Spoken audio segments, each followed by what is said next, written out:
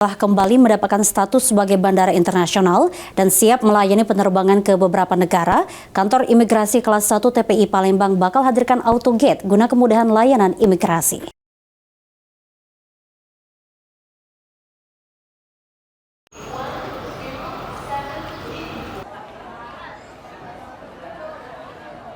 Setelah sebelumnya sempat menjadi bandar udara domestik, kini Bandar Udara Sultan Mahmud Badarudin II Palembang kembali menyandang status bandar udara internasional. Kepala Kantor Imigrasi Kelas 1 TPI Palembang Khairil Mirza mengatakan pihaknya antusias dalam menyambut penetapan status Bandara SMB2 menjadi bandara internasional. Serta pihaknya akan berupaya menghadirkan AutoGate di Bandara SMB2 Palembang guna memudahkan penumpang sehingga tidak lagi mengecek paspor secara manual. Mungkin juga satu kemungkinan ke depan kita juga akan mengarahkan ke AutoGate nanti untuk memudahkan. Jadi kita nggak lagi melewati counter pengecapan migrasi, hanya langsung AutoGate, kita fungsi pengawasan ke depan.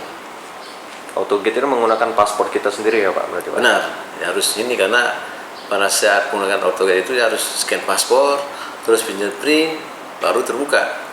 Kalau misalnya bukan paspor sendiri, otomatis nggak bisa terbuka. Juga sistem semua mengatur. Kita hanya fungsi pengawasan.